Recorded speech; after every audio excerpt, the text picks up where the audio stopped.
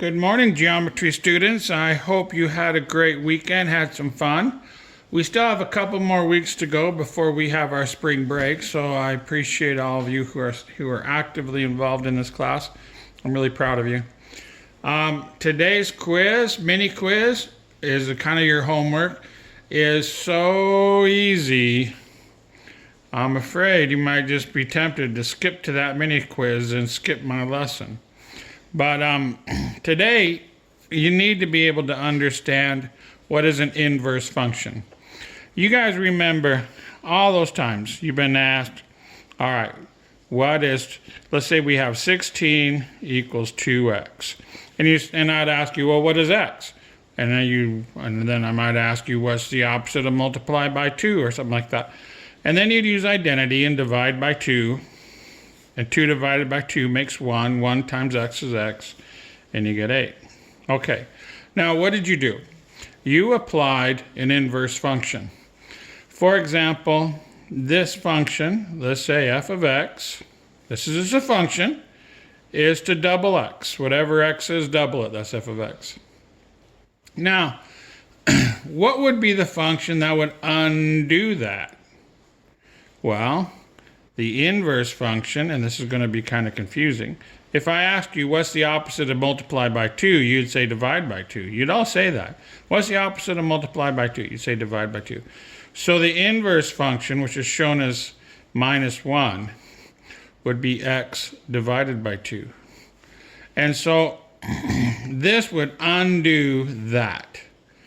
If that doesn't make sense to you, well, I could try to put this one inside this one and see if it undoes that x. See that 2. I put the 2, and then I put this inside the x. And you see how this undoes the 2, and it becomes just x? All right. Now, you don't have to understand that completely. That's an Algebra 2 subject, but I wanted to preview that for you.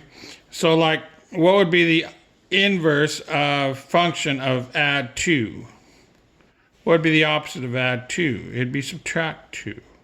So if this was a function, this would be the inverse of the function. If a function was to multiply by 2, what would be the inverse of it? What would undo that? It would be divide by 2. Okay, or you could write that this way, elementary school way. Okay, so with that understanding, today we need to find an angle. So we're trying to find the angle, and I have a triangle here. Let's look at this triangle right here. And they want me to find the angle A. Find angle A. And so I know tangent of the angle A equals opposite over adjacent. Okay? But how do I get angle A alone? Well, I need to use the inverse function. So on your calculator, you have the inverse function, which is tangent inverse. Tangent inverse. And you might have to use the shift button to get to it. Okay? Now these undo each other.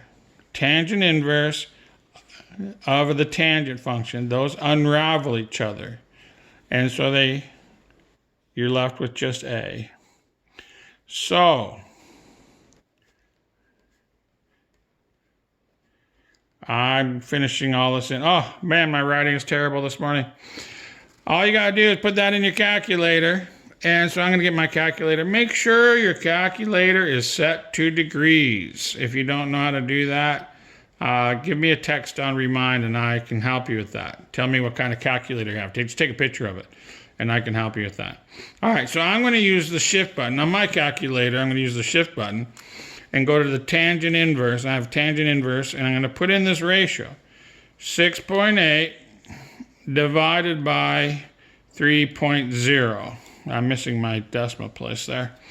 All right, I'm going to close parentheses, and I get 66 degrees. Angle A equals 66 degrees. All right, that problem's all done. I'm going to separate that. Now I have 2 more problems to go. Find angle R. Now, we're going to go ahead and kick this into high gear. tangent inverse. And remember, there's another name for that. It's called arctangent. You'll hear that. If you say arctangent, your teacher will be really impressed. Just next year.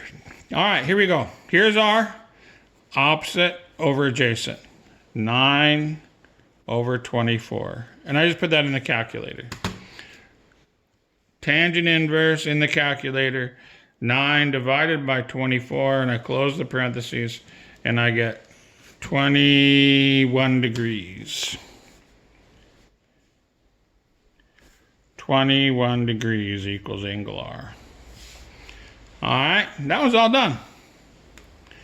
Now, pay attention to the computer. Make sure if they ask you for 1/10 of a degree, you all know how to round. That's a pretty simple score.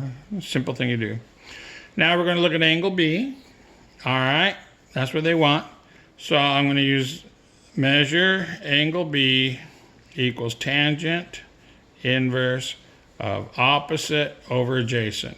16 opposite over adjacent, 17. So I'm going to go put that in my calculator. Shift tangent inverse 16 divided by 17, close parentheses. And I get 43 degrees.